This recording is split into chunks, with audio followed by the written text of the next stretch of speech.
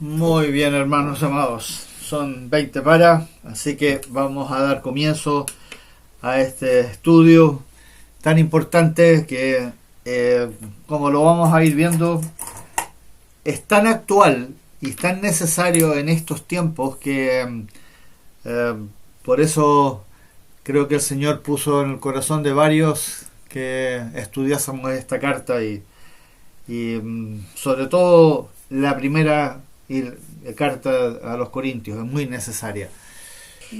Bueno, vamos a ir de lleno. Como decía al comienzo, este estudio nos va a permitir hacer como un examen a todos nosotros que somos parte de la iglesia de nuestro Señor Jesucristo. Fuimos llamados por gracia y fuimos integrados al cuerpo de Cristo, que es la iglesia, pero como lo dice justamente esta carta y es la evidencia que vamos a ir analizando a lo largo del estudio, la iglesia se ha fragmentado a lo largo del tiempo. Y por algo quedó esta importante epístola, que incluso es doble, en el Nuevo Testamento, y vamos a darnos cuenta que es tan actual como lo fue en los tiempos de los Corintios. Pero nos vamos a concentrar en lo que el Señor nos quiere decir a nosotros hoy día, acá, en esta época, con respecto a lo que nos está pasando a todos nosotros dentro de nuestras iglesias y cómo nuestro corazón debe ser moldeado realmente por Él para que no caigamos en el error que posiblemente estemos, pero también al mismo tiempo vemos que ha estado siempre la iglesia. La iglesia se fragmentó desde esos tiempos. No es algo que ha pasado en este tiempo. Es algo que siempre ha estado presente. Y el error es nuestro. No es obviamente por causa de lo que dice la palabra o lo que está haciendo el Señor, sino que es lamentablemente nuestro. Y la idea de este estudio va a ser justamente profundizar en los errores que nos dividen en el fondo. Así que vamos de lleno a la carta y comencemos la lectura, capítulo 1, versículo 1 al 3. Primera lectura, versículo 1 al 3. Le quiero pedir a nuestra hermana Isabel si nos puede leer, por favor, esos tres versículos. Capítulo 1, versículo 1 al 3, por favor, hermana Isabel. Amén. Pablo, llamado a ser apóstol de Jesucristo por la voluntad de Dios, y el hermano Sóstenes, y la iglesia de Dios que está en Corinto, a los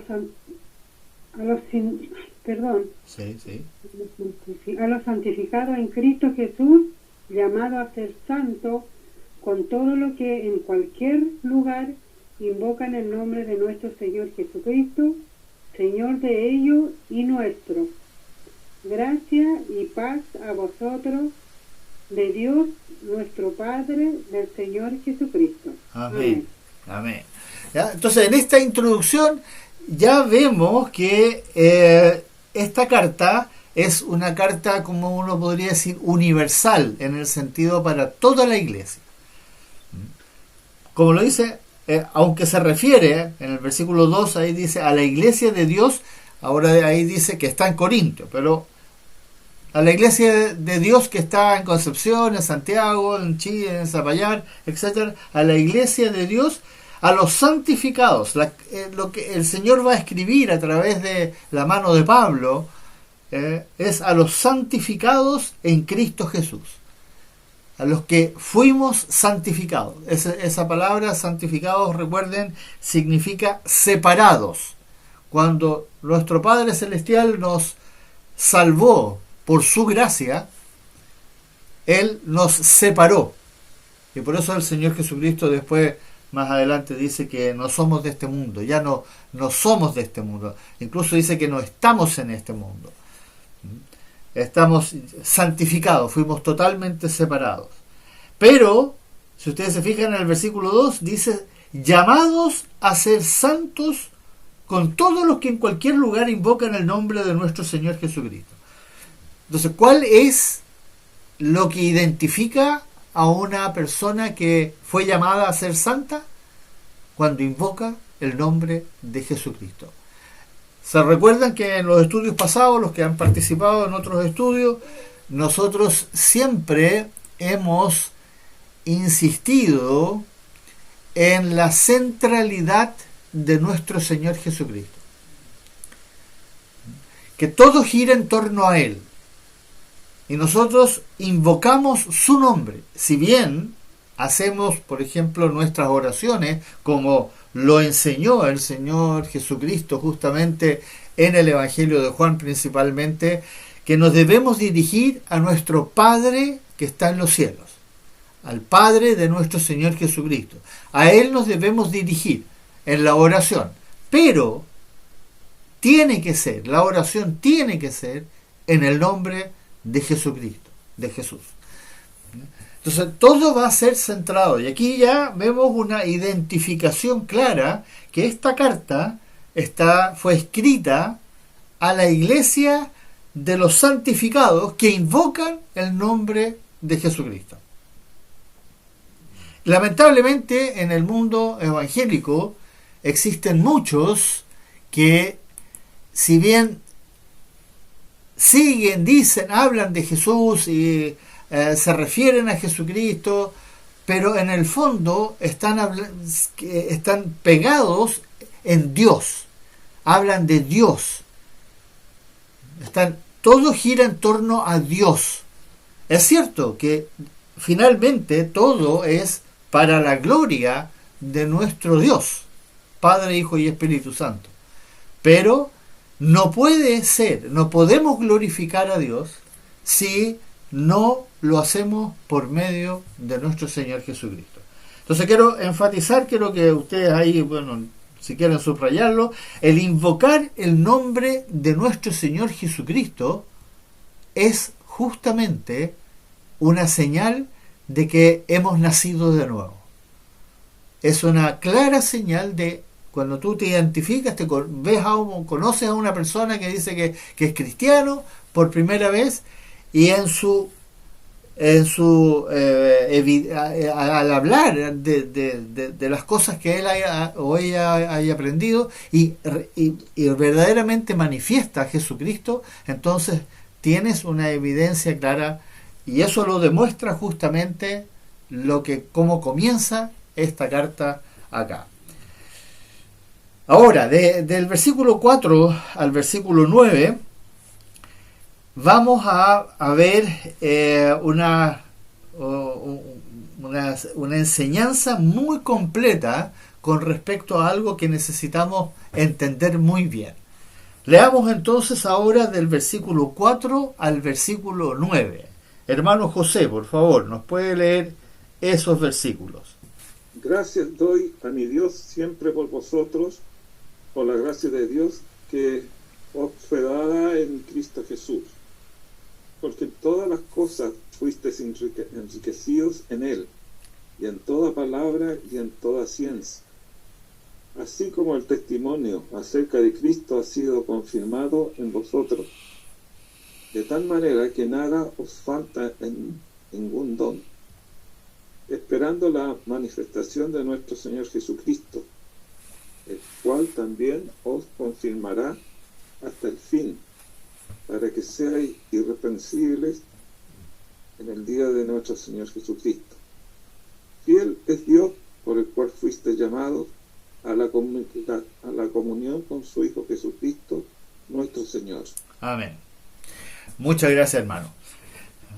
Nuevamente, si ustedes se dan cuenta, el espíritu que inspiró a Pablo a escribir estas palabras va a centrar todo en torno a Jesucristo.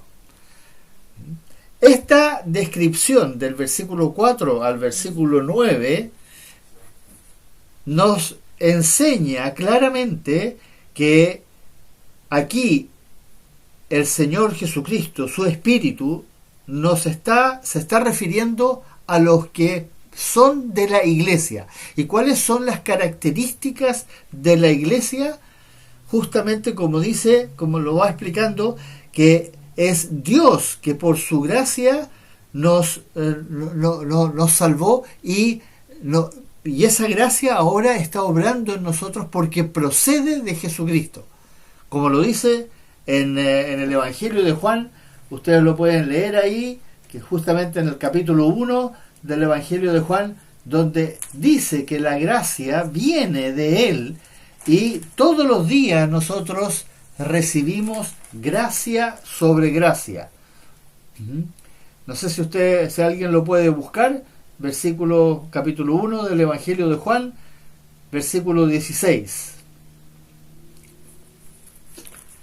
Que es justamente lo que está diciendo acá en el versículo 4 de Corintios. Pero Evangelio de Juan, capítulo 1, versículo 16. Si alguien lo tiene, lo puede leer, por favor. Porque de su plenitud tomamos todo, y gracia sobre gracia. Amén. De su plenitud, de la plenitud de Jesucristo, tomamos todo, gracia sobre gracia. Es muy importante entenderlo que por esta gratitud que Pablo manifiesta, inspirado por el Espíritu Santo, de esa gracia que es la que obra en la iglesia a través de lo que nuestro Señor Jesucristo hace a través de su Espíritu en cada uno de nosotros. Es gracia sobre gracia. Y miren las características de los que nacen de nuevo. Dice en el versículo 5, porque en todas las cosas fuisteis enriquecidos. Muchos entienden que al leer esta carta se está refiriendo exclusivamente a los corintios. Y eso es algo que necesitamos nosotros comprender, que es cierto, la carta fue escrita a los corintios y va a manifestar muchas características con respecto a cómo era la iglesia en Corintios en ese tiempo. Pero hoy día la estamos leyendo nosotros. Y nosotros somos igualmente santos que fuimos llamados y por gracia por nuestro Padre Celestial y fuimos entregados a nuestro Señor Jesucristo, y ahora esta carta es tan válida para nosotros como lo fue para ellos en ese tiempo. Y lo que tenemos que entender es cuáles son nuestras características. Fuimos enriquecidos, como dice ahí, ¿ya?, en Jesucristo, ¿ya? Y en todo, y dice después en el versículo 5 dice, enriquecidos en toda palabra y en toda ciencia. Eso quiere decir que todos nosotros podemos llegar a conocer toda la plenitud de Cristo. Todos nosotros podemos llegar a predicar el Evangelio, porque el Señor Jesucristo puso ese mandamiento. Y todo el conocimiento de Cristo está a nuestra disposición. Va a depender de cada uno de nosotros cuánto recibamos. Es como que nos ponen un banquete delante de nosotros y nos dicen coman todo lo que quieran. Y depende de uno, de lo que uno se sirve. Nadie te puede restringir. Nadie puede evitar que tú leas la palabra, que tú la estudies, que tú escuches la predicación de la palabra. Nadie lo puede impedir. El único que lo hace es generalmente uno mismo. Y por eso quiero que vayamos poniendo atención a estas cosas que se nos describen del versículo 4 al versículo 9 acá en el capítulo 1 de Corintios. Fuimos enriquecidos en toda palabra y en toda ciencia. Así, dice en el versículo 6, como el testimonio acerca de Cristo ha sido confirmado en vosotros, en nosotros, en cada uno de nosotros, el testimonio de lo que hizo nuestro Señor Jesucristo en la cruz, al beber la copa de la ira de Dios, al resucitar después, al tercer día. ¿Ya? Todo eso, ese testimonio extraordinario, está en cada uno de nosotros. Debiera estar presente en nuestro diario, en nuestra diaria reflexión, en nuestra meditación, cuando estamos en la presencia, en el culto, adorando a nuestro Dios. En ese momento el testimonio de Jesucristo debe ser lo que nos lleva a adorar, lo que nos lleva a orar, a obedecer, porque el testimonio de nuestro Señor Jesucristo es lo que al final produce la gratitud en nosotros. Debiera producir la gratitud. Y por eso dice en el versículo 7, de tal manera que nada os falta en ningún don. Y aquí este es un tema que vamos a desarrollar más profundamente más adelante, porque claro, en esta en la carta de los Corintios es donde el Espíritu Santo va a desarrollar el tema de los dones, pero lo vamos a ver más adelante. Pero dice ahí claramente que no nos falta ningún don. En otras palabras, cada uno de nosotros está capacitado para ser embestido por dones, pero va a depender de nuestra entrega, de rendirnos a sus pies. Y dice justamente que esa capacidad de los dones que vamos que el Espíritu Santo puede que nos dé, no significa que todos nosotros tengamos el don de profecía, el don de oración, el don, no, Él nos va a dar dones, depende cómo nosotros respondamos. Y una de las características que también está en los que verdaderamente han creído y se han aferrado a la verdad, a nuestro Señor Jesucristo, como dice al final del versículo 7, que esperan la manifestación de nuestro Señor Jesucristo. Eso ha sido un tema muy complejo a lo largo de la historia. Han habido muchas confusiones y han habido muchas sectas religiosas cristianas, entre comillas, sectas cristianas que han manipulado esto de la venida de nuestro Señor Jesucristo, saliéndose de lo que dice el canon bíblico. ¿Sí? Pero esa característica del que espera verdaderamente la manifestación de Jesucristo debiera ser una de las características que identifica a un verdadero cristiano. Y en el versículo 8, este versículo 8 es muy importante que nosotros también lo tengamos muy muy presente. Fíjense bien lo que dice: el cual también os confirmará. Nuestro Señor Jesucristo es el que nos va a confirmar hasta el fin.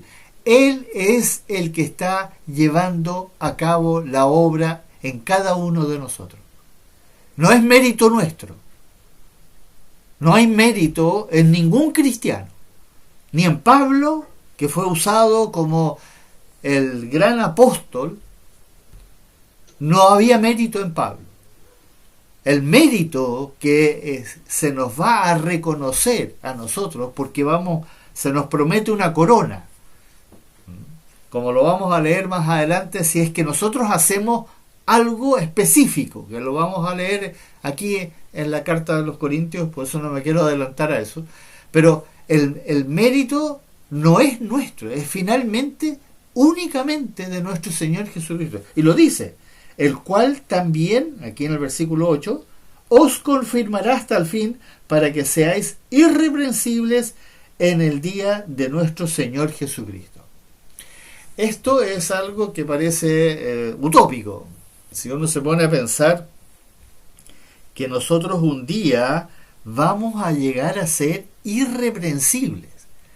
Y no sé, pues si alguien puede leer lo que dice en Efesios, por ejemplo, por favor, capítulo 5, leer el versículo 26 y 27. Capítulo 5, 26 y 27. Para santificarlo, Amén. haciéndola por todo el lavamiento del agua y por la palabra, a fin de presentarla a sí mismo una iglesia gloriosa, que no tuviese mancha ni arruga ni cosa semejante, sino que fuese santa y sin mancha. Amén. ¿Y quién lo va a hacer? Jesucristo. Lo dice justamente en el versículo anterior. Cristo amó a la iglesia y se entregó a sí mismo por ella para santificarla, habiéndola purificado por su palabra. Entonces, el que lo va a hacer es Él. Por eso, volviendo a Corintios capítulo 1, versículo 8, Él es el que lo va a hacer. Y por eso podemos, en cierta forma, uno puede decir, tener la certeza de que todos nosotros, todos los que hemos nacido de nuevo por gracia, vamos a llegar a la presencia de nuestro Señor Jesucristo. Podemos tener la absoluta, porque Él lo va a hacer. Sin embargo, van a haber dos grupos: los que vencen y los que se salvan. Y eso lo vamos a ver más adelante en el capítulo 3, cuando lleguemos a ese punto, para entenderlo bien. Pero es importante que nosotros siempre tengamos claro que el que está llevando a cabo la obra es nuestro Señor Jesucristo.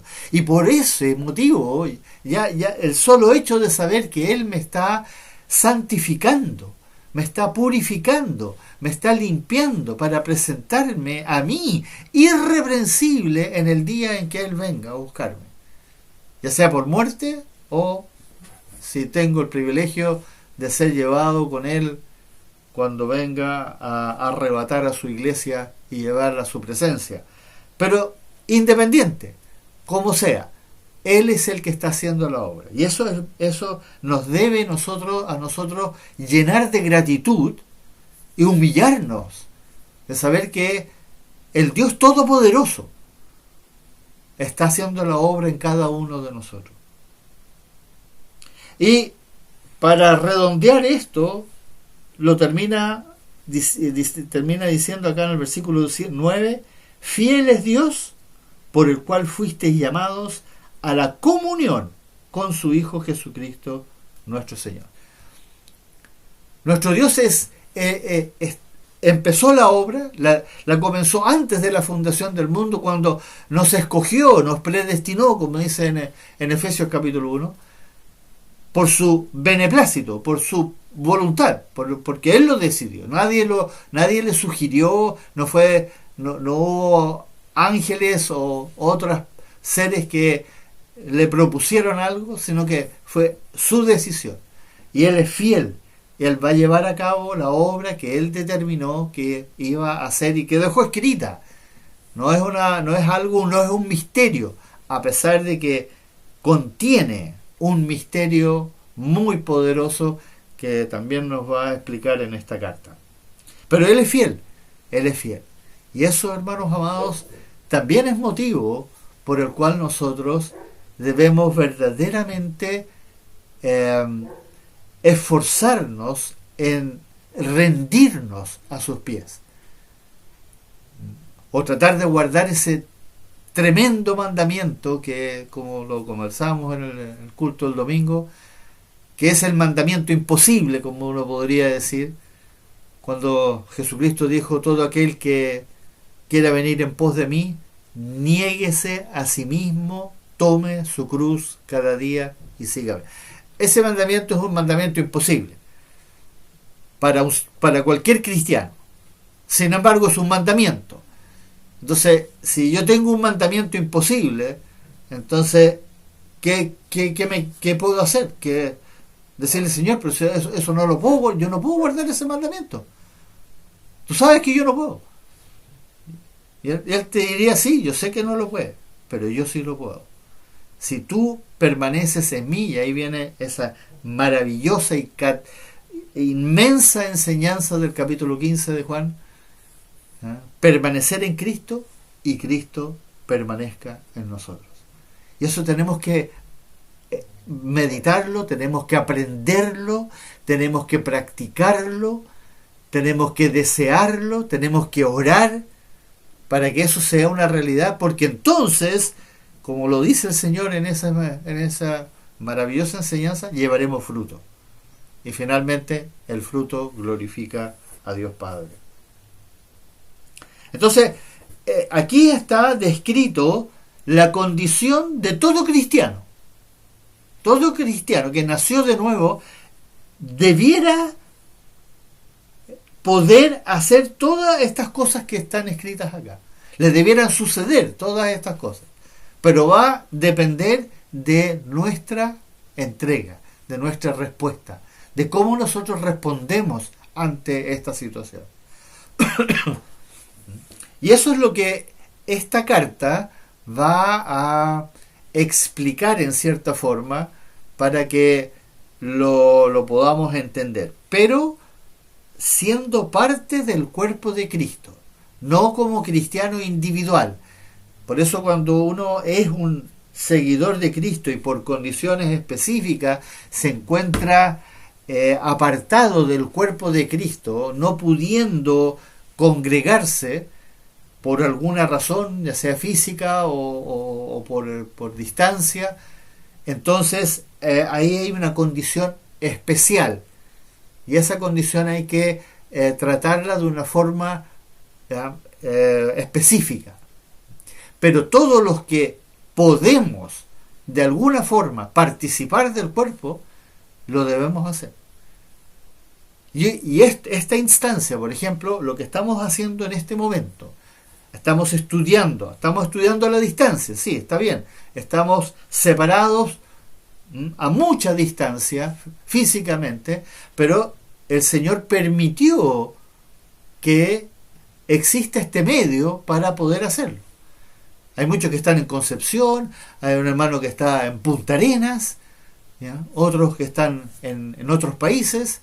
Entonces es posible, y esto es ser parte del cuerpo de Cristo, aunque tal vez no nos congreguemos todos en la misma iglesia física, pero eso no es el punto. Somos parte del cuerpo de Cristo, y el cuerpo de Cristo no se compone de la iglesia local, se compone de todos los cristianos.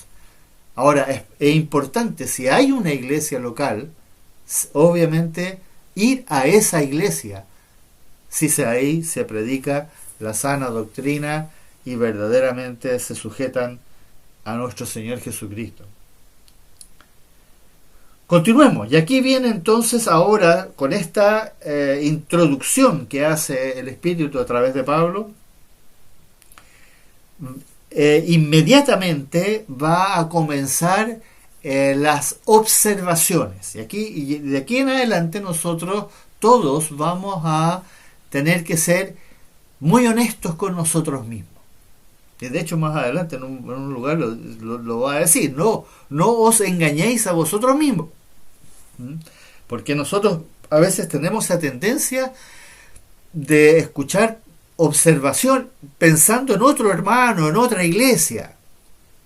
Y cuidado, recuerden que la palabra es personal, por eso es tan importante mantener una lectura privada de la palabra de Dios, porque en esa lectura personal y privada, aunque no entendamos todo lo que estamos leyendo, el Espíritu nos va a ir enseñando lo que necesitamos entender en ese momento.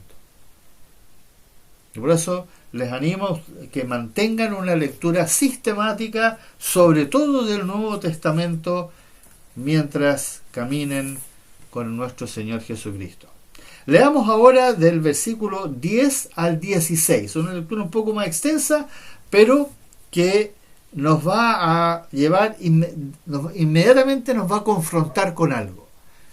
Y le quiero pedir a nuestro hermano Marcelo que por favor nos lea ese texto del versículo 10 al 16. ¿Está dividido Cristo? Os ruego pues, hermanos, por el nombre de nuestro Señor Jesucristo, que habléis todos una misma cosa, y que no haya entre vosotros divisiones, sino que estéis perfectamente unidos en una misma mente y en un mismo parecer.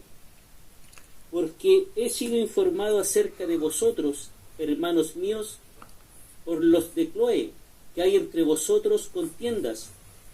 Quiero decir que cada uno de vosotros dice: yo soy de Pablo, y yo soy de Apolos, y yo soy de Cefas, y yo soy de Cristo. ¿Acaso está dividido Cristo? ¿Fue crucificado Pablo por vosotros? ¿O fuisteis bautizados en el nombre de Pablo? Doy gracias a Dios de que a ninguno de vosotros he bautizado, sino a Cristo y a Gayo, a Crispo y a Gayo, para que ninguno diga que fuiste bautizados en mi nombre. También bauticé a la familia de Estéfanas, y los demás no sé si he bautizado a algún otro. Muchas gracias, hermano. Ya. Esta introducción digamos, a la problemática que el Espíritu quiere resolver a través de esta tremenda epístola es muy interesante porque desde esos tiempos la problemática que va a existir entre los cristianos es justamente lo que dice en el versículo 10. ¿No? El mandamiento es que todos nosotros hablemos una misma cosa. Y eso es complicado porque al no tener una comunión en la palabra con nuestro Señor Jesucristo, vamos a tener la tendencia de tomar algunas cosas de la palabra de nuestro Señor Jesucristo y interpretarlas a nuestra manera. Cuando las prédicas no son expositivas y no son prédicas verdaderamente ceñidas a lo que está escrito solamente, comienzan a producirse leves diferencias, y de a poquitito esas diferencias han llevado a que, a pesar de que en la Reforma, si uno se pone a pensar en la Reforma, después de esos casi 150 años de matanza de pastores que eran fieles a la palabra, que se habían reformado y todo, finalmente sale la Confesión de Westminster, que fue escrita por muchos pastores que todavía no existían las denominaciones prácticamente, a pesar de que estaba ahí plasmada el consenso, como dice acá, hablaban una misma cosa. De ahí en adelante empezaron lentamente las divisiones. ¿Y por qué? Porque empezaron a interpretar las cosas de una forma u otra. Y nosotros, y eso es complejo, nosotros debiéramos, todos nosotros, tener un consenso de acuerdo a lo que está escrito, pero solamente a lo que está escrito, sin empezar a introducir opiniones, sugerencias, ideas, pensamientos, sino que quedarnos con lo que está escrito. Y por eso hacer un estudio de lo que está escrito nos ayuda a darnos cuenta dónde estamos cometiendo un error. Y entonces aquí dice claramente de que hay divisiones. Ya, esto aquí la división que se manifiesta en este caso es que algunos preferían seguir a Pablo o preferían seguir a Apolos en ese tiempo, porque les gustaba más cómo predicaba esto, cómo predicaba el otro, o lo que escucharon de esto o lo que escucharon del otro. ¿Ya? Y eso es una característica que ha permeado la Iglesia, como les digo, desde los tiempos de la Reforma en adelante. Antes de eso también existía, pero recuerden que la Iglesia del Señor, la Iglesia fiel, antes de la Reforma, estaba completamente opacada por todo lo que hacía la Iglesia Católica. La Inquisición estaba persiguiendo a cualquiera que manifestaba a Jesucristo, lo mataban.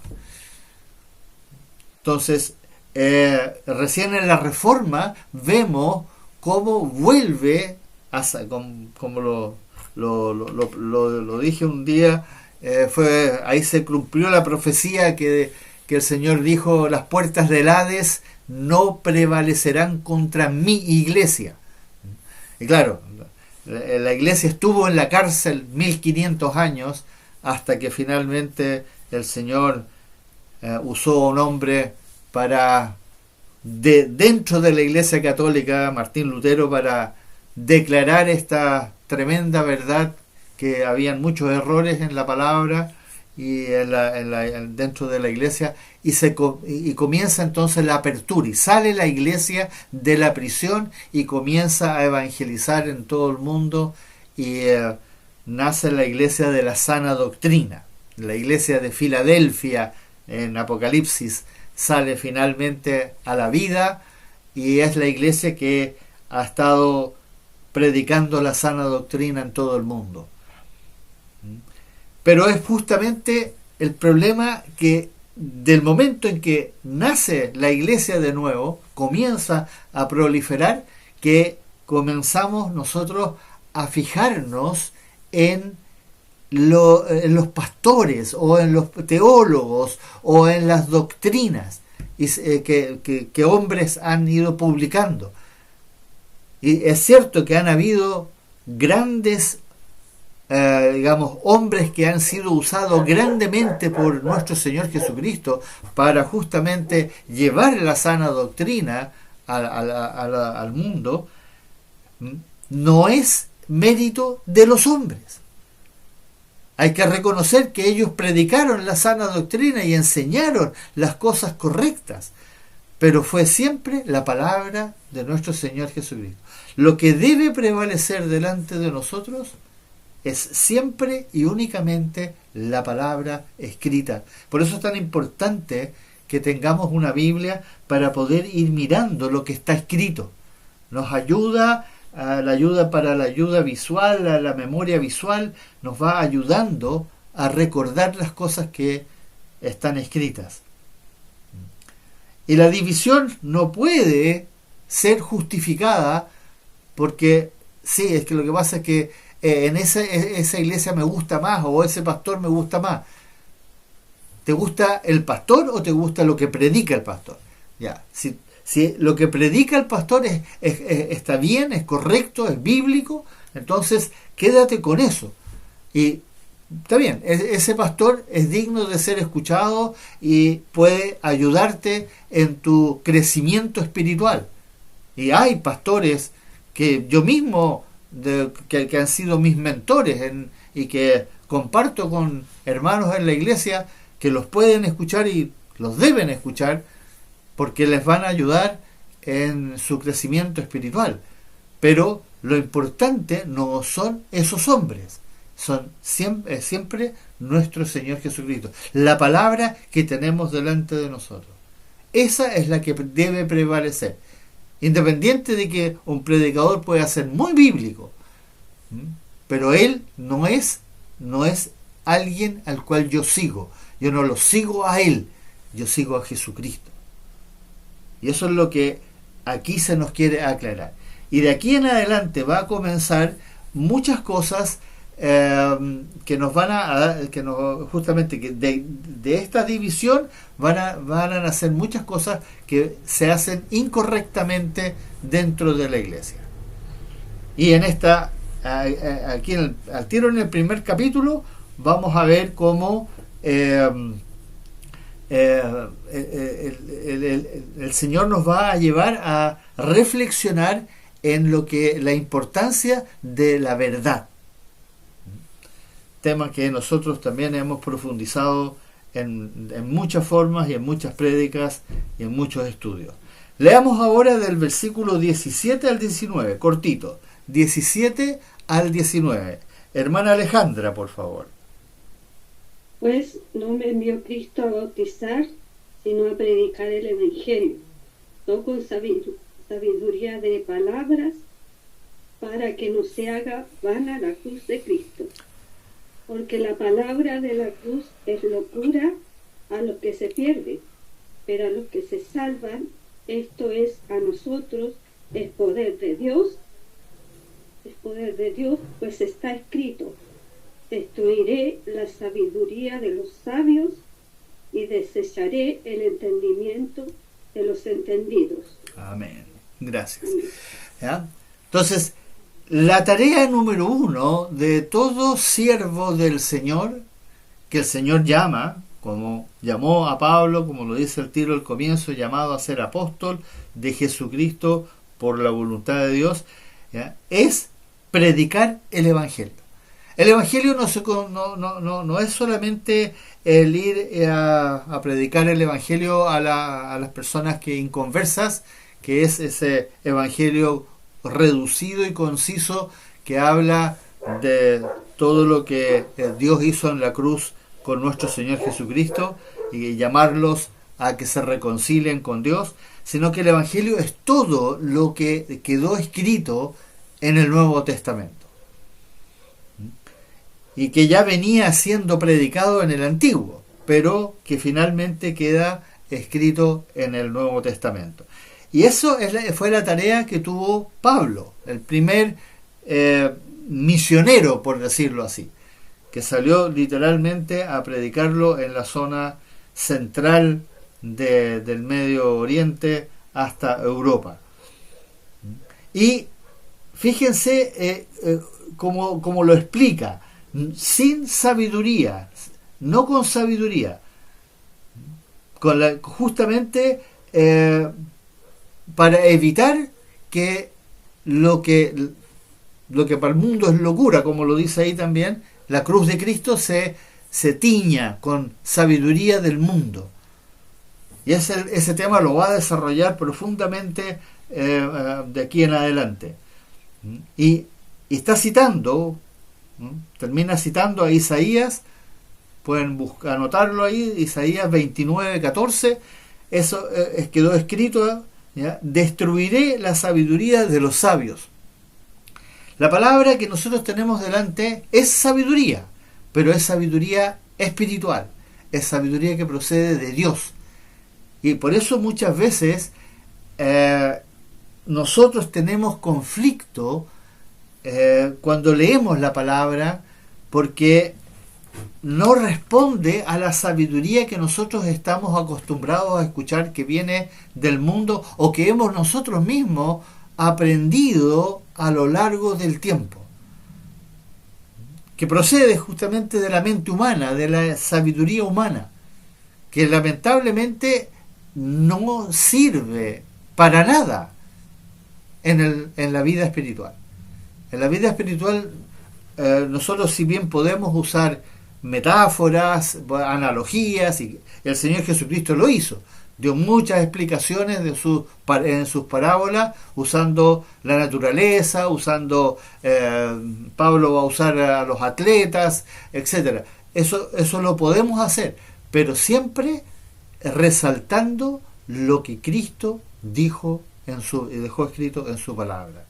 Para explicar la palabra podemos usar ejemplos, pero no que esos ejemplos no se conviertan ahora en la enseñanza, sino que el Evangelio sea resaltado con todo lo que nosotros podamos usar para poderlo exaltar y enseñar.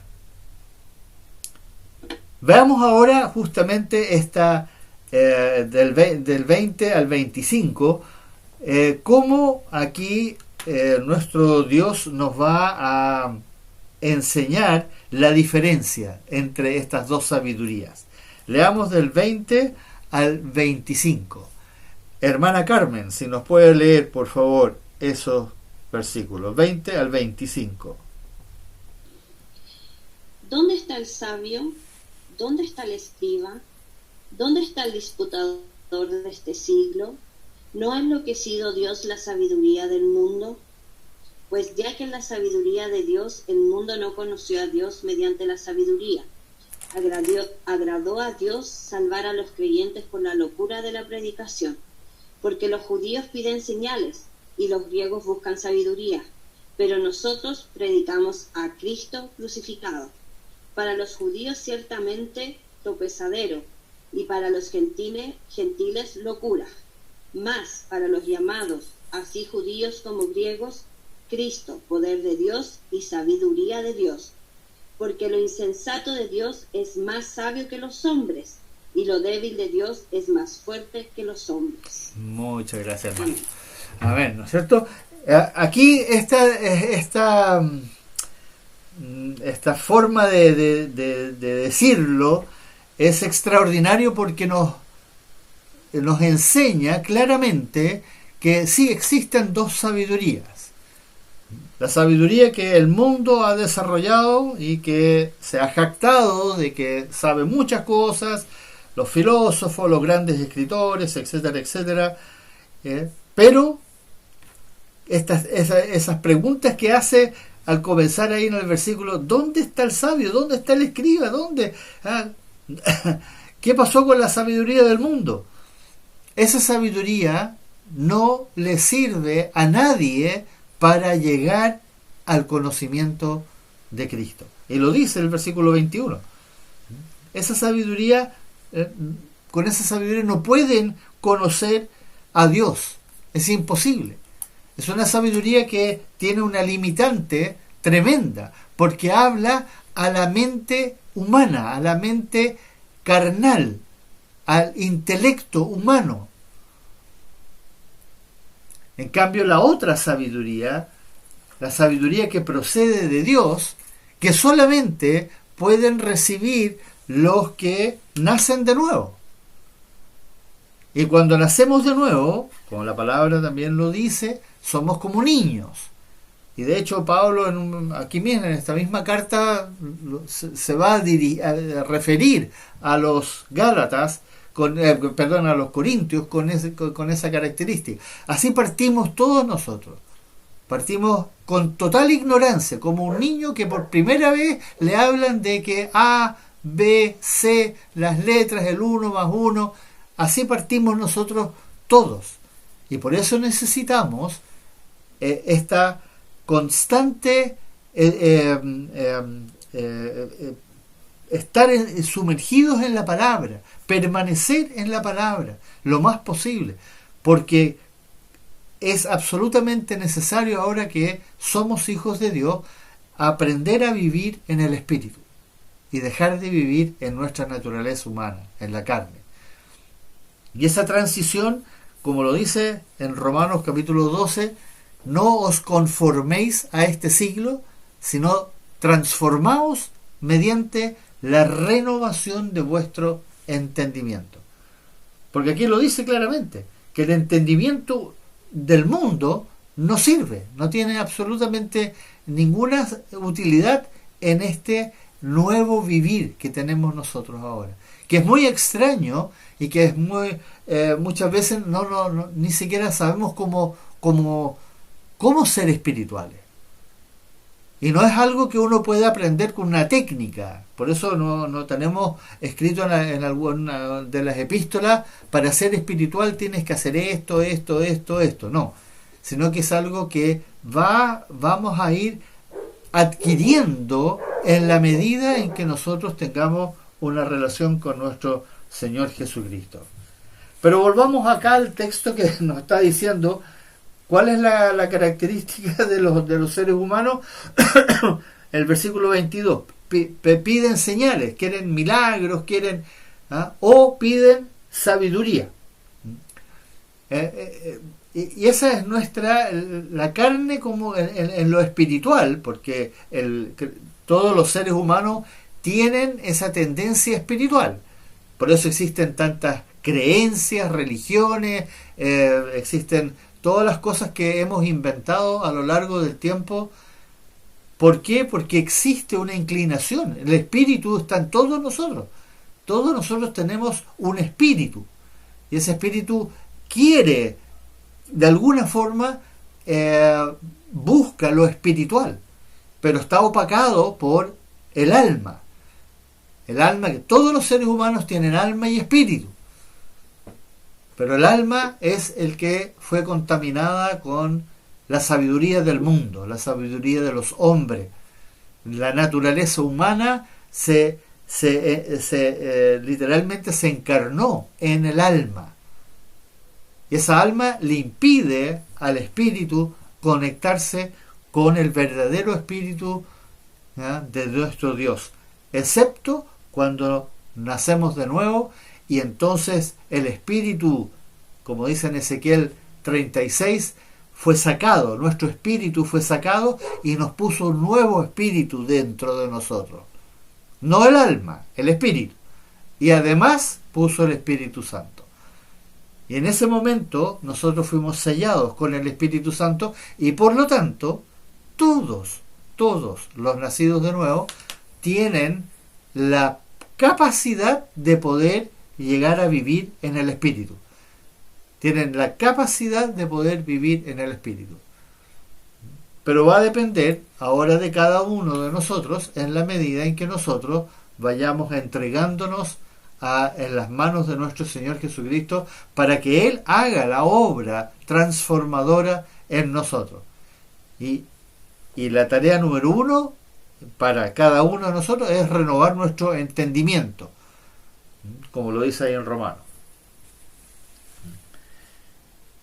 Y si ustedes vuelven al versículo 24, para tanto los judíos, los griegos, que fuimos llamados, ya sea que ahí hace la división, obviamente el pueblo de Dios, que es el pueblo que nace en el Antiguo Testamento, de los cuales procede nuestro Señor Jesucristo, y eventualmente el Evangelio viene a través de ellos, pero es esparcido dentro del mundo griego, que somos nosotros los gentiles, tanto para los judíos como para nosotros. Cristo es verdaderamente ahora algo que tiene sentido, que tiene poder, y nos damos cuenta en la medida en que nosotros vamos profundizando en lo que está escrito, nos damos cuenta la sabiduría que Dios quería compartir con nosotros. Pero eso es algo que va a depender de nuestra obediencia a ese mandamiento tan importante que el Señor dejó en el capítulo 8 del Evangelio de Juan, que es tan revelador. Si alguien lo puede encontrar, capítulo 8 del Evangelio de Juan, nos lee el versículo 31 ahí. Juan 8:31. 31 y 32, sí. Esas famosas palabras que... Dijo entonces Jesús a los judíos que habían creído en él: si vosotros permaneciereis en mi palabra, seréis verdaderamente mis discípulos, y conoceréis la verdad, y la verdad os hará libre. Amén. Esas palabras son es un mandamiento tan reducido, tan simple, y en tan pocas palabras. Es como que el Señor lo dijo todo a los que habían creído. Si tú has creído en Jesucristo, entonces debieras permanecer permanentemente en su palabra. Y si permaneces permanentemente en su palabra, vas a ser verdaderamente un discípulo, un verdadero discípulo, que es diferente a todos los discípulos. Ahí nosotros hemos aprendido a través de los estudios que existen los cristianos fieles, los cristianos vencedores, los cristianos entregados, y los demás cristianos, que también son salvos, pero que lamentablemente no lo tomaron en serio. Y aquí el Señor está diciendo claramente, ¿y cuál va a ser el efecto de ser un verdadero discípulo? Porque permaneces en la palabra, vas a conocer la verdad, que primeramente es Cristo, porque en Él se resume, Él es la verdad, pero es su palabra. Y esa verdad finalmente te va a hacer libre. Y esa libertad no es libre para hacer lo que tú quieras y libre de todos tus problemas físicos, etcétera, sino que libre de tu mente, de ese intelecto que lamentablemente nos tiene todavía atados a la tierra, a nuestra naturaleza humana, que todavía está ahí presente en nosotros y de la cual nos quiere librar Cristo. Como él mismo lo dijo cuando él entró a su sinagoga en el capítulo 4 de Lucas, él dijo, yo he venido a poner en libertad a los cautivos, a dar vista a los ciegos, a poner en libertad a los oprimidos. Entonces, eso es lo que el Señor quiere que suceda en nosotros, pero va a ser solamente posible en la medida en que nosotros permanezcamos permanentemente en su palabra. Entonces, cada vez que nosotros tenemos la oportunidad de hacer esto, de estudiar su palabra, de escuchar una prédica de sana doctrina, de algún teólogo que verdaderamente ha profundizado y en la palabra y nos puede aclarar cosas, todo eso, hermanos, es absolutamente necesario y muy útil. ¿Para qué decir leer la Biblia en privado? Aunque sea sección por sección, aunque sea una pequeña cantidad, pero que sea permanente. Por eso el Señor dijo, si permaneciereis, usando esa conjugación,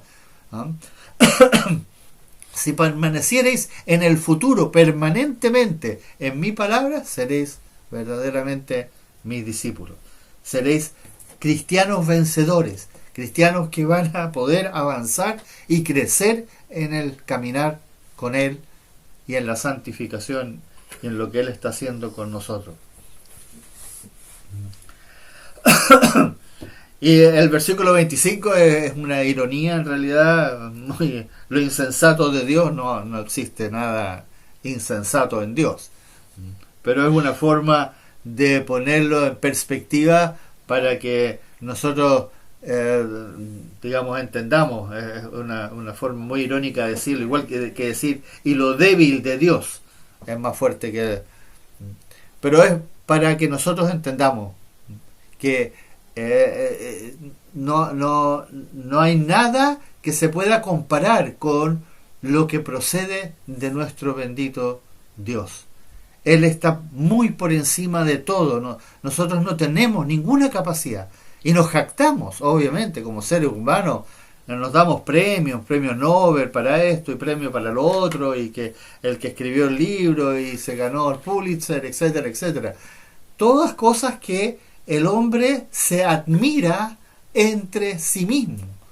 Y por eso el humanismo finalmente permeó la sociedad, y ahora todo, incluso la visión evangélica, fue teñida y contaminada con el humanismo, donde todo se centra en el hombre. Nosotros somos lo más importante para Dios. ¿Quién dijo que éramos lo más importante para Dios? Él nos hizo y nos creó, y a través de lo que Él está haciendo con nosotros, Él se está glorificando a sí mismo. Esto se trata de Él, no de nosotros. Pero nosotros con el humanismo llegamos a la conclusión de que no, nosotros somos lo más importante para Dios. Y ese error nos ha llevado a creernos en el fondo que somos algo, casi imprescindible. Y eso es lo que el Señor nos quiere enseñar a través de esta carta, sobre todo, para que nos demos cuenta de que en realidad nosotros debiéramos caminar muy humillados, como dice, con temor y temblor delante de Él, porque si fuimos salvos, es un privilegio que no dimensionamos, obviamente, no lo dimensionamos, porque lamentablemente todos nosotros hemos nacido dentro de esta doctrina del humanismo, que se oficializó en las universidades en los años 60, imagínense, donde finalmente hasta la Iglesia Católica, en el concilio de 1960, el Papa Juan, no me acuerdo ahora el número ni el nombre, pero un Papa muy famoso que había, que era lo consideró como algo sumamente importante y incorporó el concepto del humanismo a la religión cristiana. 23, pastor, perdón, Juan 23. Juan 23, exactamente, muchas gracias. Entonces, si ustedes se fijan, es un conflicto que tenemos nosotros, porque para nosotros todo gira en torno a nosotros, y no entendemos que es al revés, que todo gira en torno a Jesucristo. Y ahora ese es el enfoque que debemos tener nosotros, y debemos aprenderlo y irlo practicando, contrario a justamente nuestra naturaleza humana.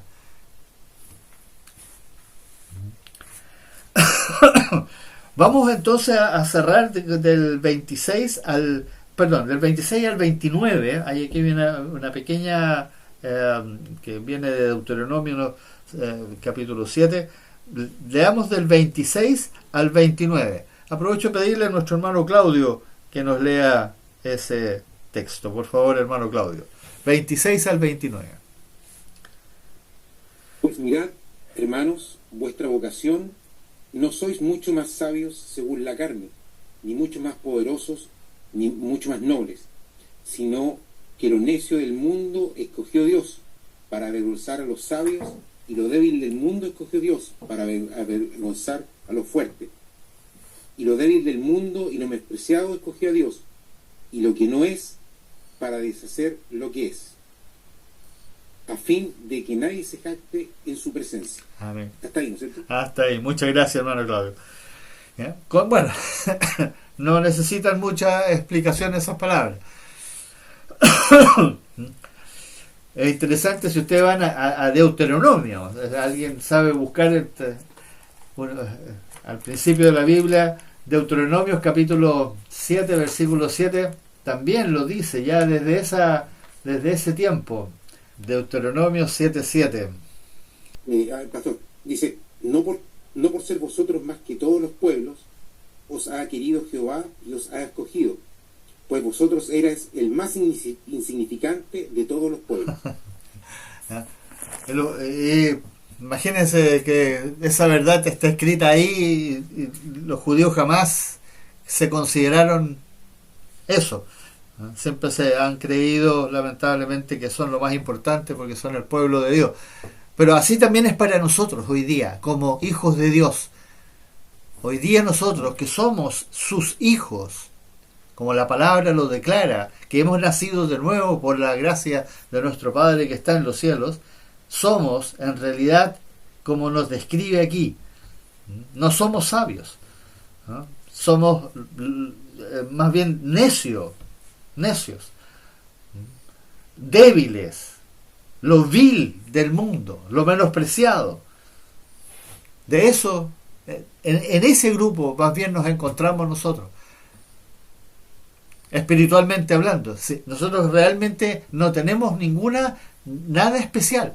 Él al obrar en nosotros, cuando su Espíritu finalmente obra en nosotros, porque le obedecemos, porque nos rendimos, porque le buscamos, porque nos negamos a nosotros mismos, entonces el Espíritu empieza a obrar en nosotros, y claro, en ese momento nosotros ahora somos útiles en las manos de Dios, y Él hace la obra que Él quiere llevar a cabo, y ahí de repente aparecen algunos que se destacan, como Pablo, Uno dice, pero el apóstol Pablo era. Sí, bueno, sí, es cierto.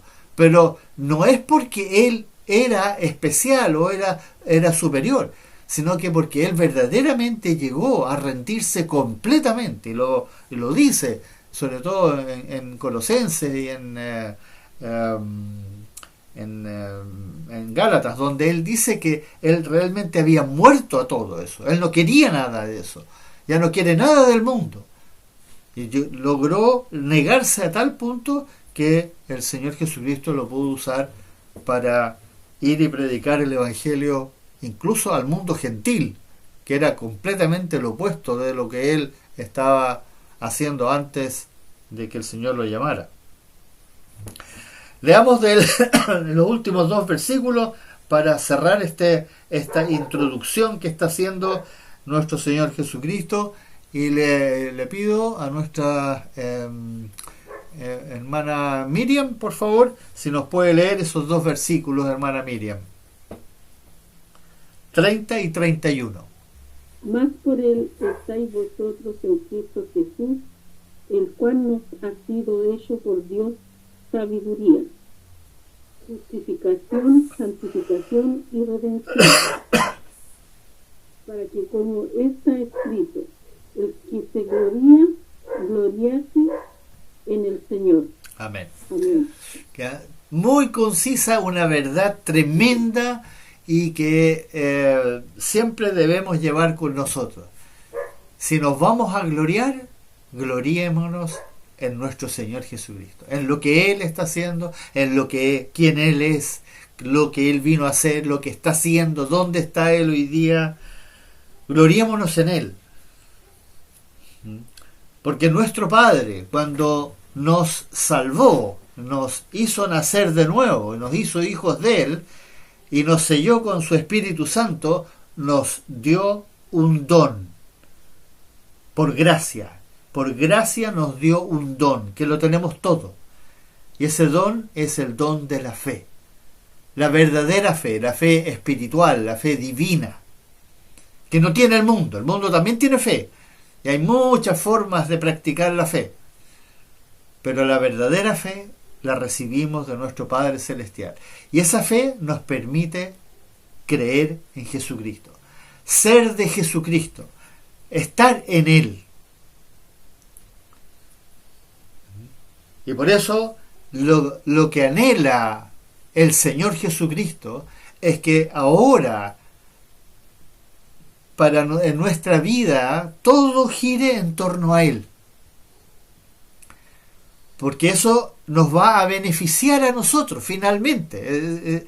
No solo lo glorifica a Él, lo exalta a Él como Él se lo merece, sino que nosotros finalmente somos beneficiados, como lo leímos recién en el capítulo 8 del Evangelio de Juan. Conoceremos a nuestro Señor Jesucristo, la verdad, conoceremos la verdad. ¿Y cuál va a ser el resultado? Vamos a ser libres de nosotros mismos. Y recuerden que nosotros mismos somos nuestro peor impedimento. El ídolo más grande de todos nosotros es uno mismo. Tú eres tu peor ídolo. Y de ese ídolo nos quiere salvar el Señor. Pero eso va a ser solamente posible cuando finalmente nosotros verdaderamente nos rindamos al Señor. Y eso requiere esto que estamos haciendo, requiere reflexionar en lo que está escrito, cotejarlo con lo que está escrito, ver cómo lo explica el Señor con lo que está escrito, con su palabra. Él nos va a llevar a otro nivel a medida que vamos avanzando en nuestro caminar junto con Él. La comunión con nuestro Señor Jesucristo es, como lo dijo justamente al comienzo en esta carta, que nosotros somos llevados a la comunión con nuestro Señor Jesucristo, y que está tan en el versículo 9 del capítulo 1. Y que en la primera carta de Juan nosotros lo vimos también en el capítulo 1, versículo 3 de la primera carta de Juan, también está esa importancia de la comunión con entre nosotros, pero en Jesucristo.